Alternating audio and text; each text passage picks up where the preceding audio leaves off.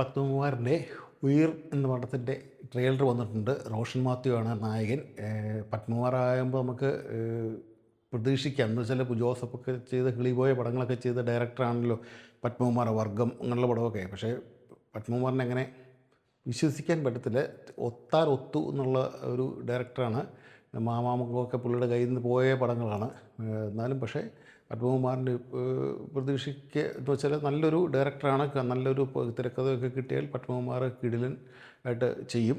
മോഹൻലാലിനെ വരെ വെച്ച് അടിപൊളി പടങ്ങളൊക്കെ ചെയ്തിട്ടുള്ള ആളാണ് പത്മകുമാർ. മോഹൻലാലിനെ വെച്ച് മമ്മൂട്ടിയെ വെച്ച് എല്ലാം ചെയ്തിട്ടുണ്ട്. അതിൽ നിങ്ങൾ ഇന്ന് കണ്ടു നോക്കും കേട്ടോ. ഉയരിൻ്റെ ട്രെയിലർ ഒന്ന് കണ്ടു നോക്ക്.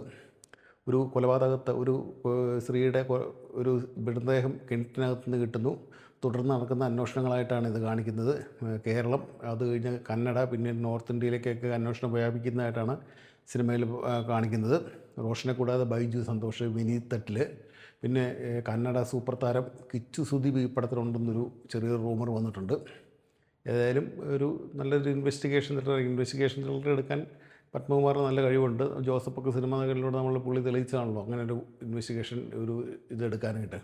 പിന്നെ റോഷൻ ലാസ്റ്റ് ചെയ്തതും ഒരു പോലീസ് വേഷമാണ് റൂന്തിൽ. അങ്ങനെയൊക്കെ നമ്മൾ സ്ഥിരം ഇതായിട്ട് പോകും. മറ്റേ വിനീത് തട്ടിലൊക്കെ സ്ഥിരം പോലീസുകാരനൊക്കെ ആയിട്ടാണ് നമ്മൾ സ്ഥിരം കാണുന്നത്. അതായത് നല്ലൊരു പത്മകുമാറിന് ഞാൻ പറഞ്ഞില്ല, ഒത്താലൊത്തു അടിപൊളി പടമായിരിക്കും ഉയിര്. ട്രെയിലർ കാണാത്തവരൊന്ന് കണ്ടു നോക്കും കേട്ടോ. ട്രെയിലർ നല്ല ട്രെയിലറാണ്. നല്ല കട്ടിങ്ങൊക്കെയാണ് ട്രെയിലർ ഇറക്കിയിരിക്കുന്നത്.